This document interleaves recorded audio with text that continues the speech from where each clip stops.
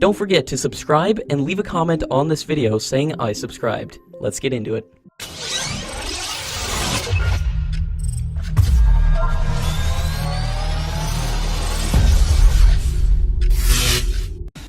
Israel's Energy Ministry gave its preliminary permission to India for oil and gas exploration block, which was submitted by the Indian consortium companies. Energy of Greece was the other bidder, which have secured approval for 5 blocks. The US government has commenced its internal process to release the Avenger drones to the Indian Air Force.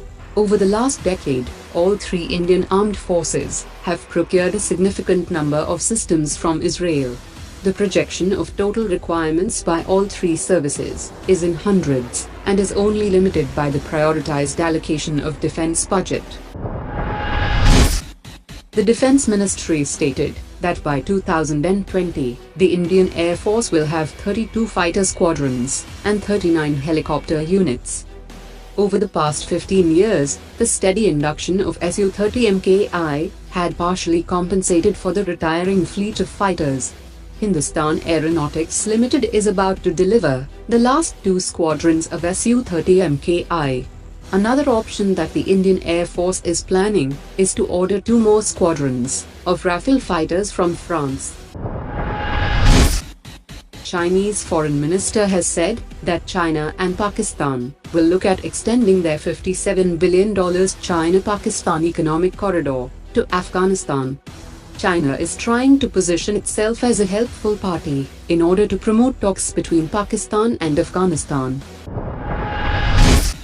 In the future, Russia and India are going to switch to full life cycle contracts that will stay in effect during the entire period of the existence of the military equipment. This means that Russia is going to switch from sold and forgot it principle to joint interaction with the Indian partners from the time of sale to after-sale service and utilization of the equipment. Israel's Prime Minister Benjamin Netanyahu is visiting India on January 13, 2018. India and Israel are likely to discuss the deal to supply the 2 new airborne early warning and control systems worth 7,000 crore rupees. The deal has been stuck for over a year due to steep price hike. Deputy Prime Minister of Russia said in an interview that the S400 deal with India will be signed very soon. The 2 sides are also discussing the price, personnel training, technology transfer, and the number of air defense systems that India will purchase. INS Kalvari is already inducted into the Indian Navy fleet, and the second submarine, INS Kandheri, is going through a number of trials and will be ready for induction by end of March. The third submarine, INS Karanj, will also be launched in few months. Construction on the remaining 3 submarines is under full swing. By 2020, the last of the 6 Scorpenes submarines will be inducted into the Indian Navy.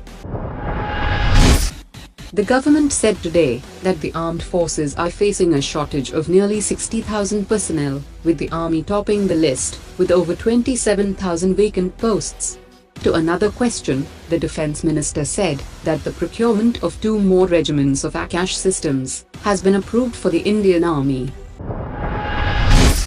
Nepal has rejected India's offer to jointly remeasure the height of the world's highest peak, the Mount Everest, and has said that it will carry out the exercise on its own. Sources indicated that China could be behind the refusal of Indian proposal for jointly remeasuring the Mount Everest.